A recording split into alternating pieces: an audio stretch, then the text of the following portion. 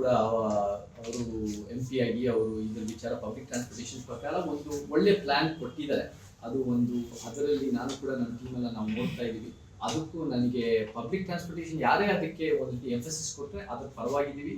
ನಾವು BJP ಪರ ಕಾಂಗ್ರೆಸ್ ವಿರುದ್ಧ, ಕಾಂಗ್ರೆಸ್ ಪರ BJP ವಿರುದ್ಧ ಅಂತ ನಾವು ನೋಡಲ್ಲ. ನಾವೇ ಹಿಂಗೆ ನೋಡ್ತೀವಿ ಅಂದರೆ ಒಂದೊಂದು ಇಶ್ಯೂನಲ್ಲಿ ಯಾರು ನಿಜವಾಗ್ಲೂ ಜನಪರವಾಗಿ ಕೆಲಸ ಮಾಡ್ತಾರೋ ಆ ಪರವಾಗಿ ನಾವು ಇರ್ತೀವಿ.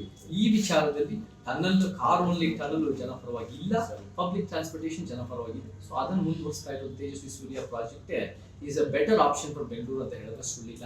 ಅದರ ನಡುವೆ DCM ಅವರು ಬಹಳ ಒಂದು ಸ್ವಲ್ಪ ಅಹಂಕಾರದ ಮಾತುಗಳು ಹೇಳಿದ್ದಾರೆ. ಎಳಸು ಮತ್ತೆ ಈ ರೀತಿ ಏನೇನೋ ಮಾತಾಡ್ತಾರೆ ಅಂದರೆ ಬಹಳ ಒಂದು ಉಡಾಫೆ ಮಾತಾಡಿದ್ದಾರೆ.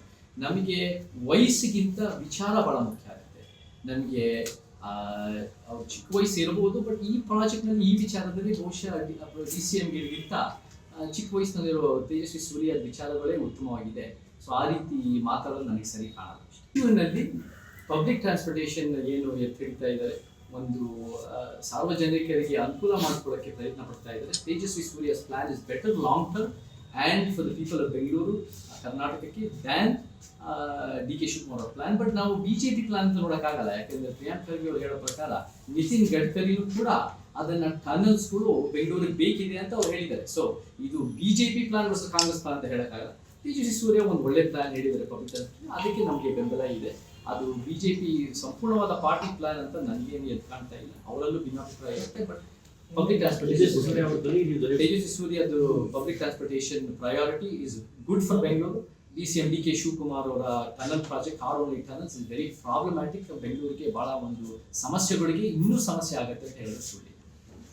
ಈ ಪರ್ಮಿಷನ್ ಹಿಂಗೆ ಮುಂಚೆ ಇತ್ತು, ಅದನ್ನ ಒಂದು ರೀತಿ ಮಾಡೋದು ಫಸ್ಟ್. ಎರಡನೇದಾಗಿ 2024ನಲ್ಲಿ ನಮಗೆ ಸುಪ್ರೀಂ ಕೋರ್ಟ್ 9 ಜನ ಬೆಂಚ್ನಲ್ಲಿರೋ 8 ಜನ ಒಂದು ವಿರೋಧ, ಬಟ್ 8 ಜನ ಅದು ಸೇರಿ ಸುಪ್ರೀಂ ಕೋರ್ಟ್ ಏನು ಹೇಳಿದೆ ಅಂದರೆ ಮೈನಿಂಗ್ ಮೇಲೆ ಸ್ಟೇಟ್ ಗವರ್ಮೆಂಟ್ ಟ್ಯಾಕ್ಸ್ ಹಾಕ್ಬೋದು ಅಂತ. ಟ್ಯಾಕ್ಸ್ ಹಾಕ್ಬೋದು ಅಂದರೆ ಬರೀ ಈ ವರ್ಷದ್ದು ಹೋದ ವರ್ಷದಷ್ಟೇ ಅಲ್ಲ, 2005ರಿಂದ ನೀವು ಟ್ಯಾಕ್ಸ್ ಹಾಕೊಂಡು ಬರ್ಬೋದು. ನಾವು ನೋಡಿದ್ರೆ 2005ರಿಂದ ನೋಡ್ಕೊಂಡು ಬಂದೆ ಮೈನಿಂಗು, ಅದು ಬೇರೆ ಬೇರೆ ಬಳ್ಳಾರಿಲಾಗಿರ್ಬೋದು, ಚಿತ್ರದುರ್ಗದಾಗಿರ್ಬೋದು, ಹೊಳಲ್ಕೆರೆ ಬೇರೆ ಬೇರೆ ಕಡೆಯಿಂದ ನೋಡ್ಕೊಂಡು ಬಂದೆ. ಲಕ್ಷಾಂತರ ಕೋಟಿಯಷ್ಟು ಒಂದು ರೀತಿ ಅವ್ಯವಹಾರಗಳು ಆಗಬಾರದನ್ನ ಹಾಕೊಂಡು ಬಂದಿದೆ. ಆದರೆ ಟ್ಯಾಕ್ಸ್ ಹಾಕಿರೋದು ಕೇವಲ 2024ನಲ್ಲಿ 4,000 ಕೋಟಿ, 2025ನಲ್ಲಿ 7,000 ಕೋಟಿ. ಇದು ಬಹಳ ಕಡಿಮೆ. ಇದನ್ನ ಹೆಚ್ಚಳ ಮಾಡಬೇಕು. ಆ ಹೆಚ್ಚಳ ಮಾಡಿ ಈ ಒಂದು ಬಹಳ ತಪ್ಪು ಅಥವಾ ಒಂದು ಜನವಿರೋಧಿ, ಸಮಾಜ ವಿರೋಧಿ ಕೆಲಸಗಳು ಮಾಡ್ಕೊಂಡು ಬಂದಿರೋ ಟ್ಯಾಕ್ಸ್ ಹೆಚ್ಚು ಮಾಡಿ ಅದನ್ನ ಜನ ಪರವಾಗಿ ಬಳಸಬೇಕು. ಅದು ಬೇರೆ ಬೇರೆ ರೀತಿ ನಮ್ಮ ಕಾರ್ಮಿಕರಿಗೆ, ನಮ್ಮ ರೈತರ ಜೀವನಕ್ಕೆ, ನಮ್ಮ ಶ್ರಮಜೀವಿಗಳಿಗೆ ಮಾಡೋದು ಬಹಳ ಮುಖ್ಯ ಆಗುತ್ತೆ. ಮೈನಿಂಗ್ ಇಂದ ಏನೇನು ಸಮಸ್ಯೆಗಳಾಗುತ್ತೆ ಅಂದರೆ ಅನೇಕ ಸಮಸ್ಯೆಗಳು ನಿಮ್ಮೆಲ್ಲರಿಗೂ ಗೊತ್ತಿದೆ.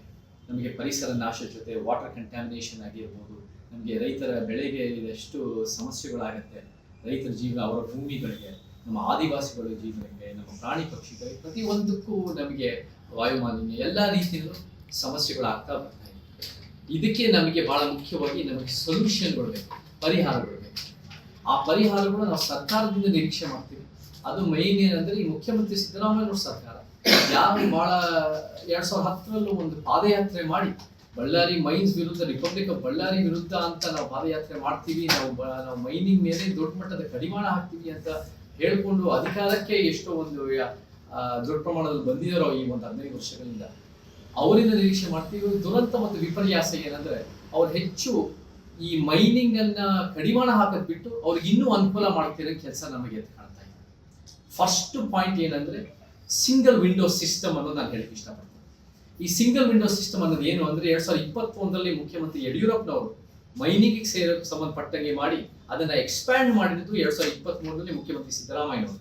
ಈ ಸಿಂಗಲ್ ವಿಂಡೋಸ್ ಮುಂಚೆ ಹೆಂಗಿತ್ತು ಅಂದರೆ ಮೈನಿಂಗ್ಗೆ ಪರ್ಮಿಷನ್ ಇರಬೇಕು ಅಂದರೆ ನೀವು ಜಿಯಾಲಜಿಯಿಂದ ಮೈನ್ಸಿಂದ ಪರ್ಮಿಷನ್ ತಗೋಬೇಕಾಗಿತ್ತು, ಫಾರೆಸ್ಟಿಂದ ಇಲಾಖೆಯಿಂದ ಪರ್ಮಿಷನ್ ತಗೋಬೇಕಾಗಿತ್ತು, ನೀವು ರೆವಿನ್ಯೂ ಇಂದ ತಗೋಬೇಕಾಗಿತ್ತು, ಬೇರೆ ಬೇರೆ ಕಡೆಯಿಂದ ಪರ್ಮಿಷನ್ಗಳು ತಗೊಂಡು ಎಲ್ಲ ಅಪ್ರೂವ್ ಆದಮೇಲೆ ಆ ಒಂದು ರೀತಿ ಪರ್ಮಿಷನ್ ಅನ್ನೋದು ಕೊಡೋರು.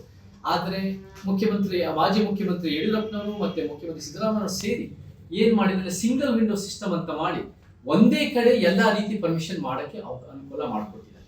ಇದರಿಂದ ಮೈನಿಂಗ್ಗಳಿಗೆ ಏನು ನಮ್ಗೆ ಇವತ್ತು ಎಲ್ಲಾ ರೀತಿ ಧ್ವಂಸಗಳಿಗೆ ಇನ್ನೂ ಅನುಕೂಲ ಮಾಡಿಕೊಟ್ಟು ಅದು ಯಾವ ಉದ್ದೇಶದಿಂದ ಮಾಡಿದಾರೋ ಅದು ನಾವು ಪ್ರಶ್ನೆ ಮಾಡೋದಕ್ಕೂ ಅದರ ಮೇಲೆ ನಾವು ಸಿಂಗಲ್ ವಿಂಡೋ ಸಿಸ್ಟಮ್ ಅನ್ನು ತೆಗೆದಾಕಿ ನೀವು ಬಹಳ ದೊಡ್ಡ ಪ್ರಮಾಣದಲ್ಲಿ ನೀವು ಒಂದು ಟ್ರಾನ್ಸ್ಪರೆನ್ಸಿ ಪಾರದರ್ಶಕತೆ ತರದಾಗಿರ್ಬೋದು, ಇನ್ನೂ ಒಂದು ರೀತಿ ಪರ್ಮಿಷನ್ಸ್ಗಳು ಮಾಡೋದಾಗಿರ್ಬೋದು, ಇಲ್ಲೀಗಲ್ ಮೈನಿಂಗ್ ಮೇಲೆ ದೊಡ್ಡ ಮಟ್ಟದ ಕಡಿವಾಣ ಹಾಕೋದಾಗಿರ್ಬೋದು, ಗ್ರಾಮ ಮತ್ತೆ ಬೇರೆ ಬೇರೆ ಪಂಚಾಯತ್ಗಳ ಗ್ರಾಮ ಸಭೆಗಳಿಗೆ ಇನ್ನೂ ಒಂದು ರೀತಿ ಬೆಳೆಸೋದು, ಈ ಉದ್ದೇಶ ನಮಗೆ ಫಸ್ಟ್ ಅಂಡ್ ಫಾರ್ಮೋಸ್ಟ್ ನಮಗೆ ಬೇಕಾಗಿದೆ.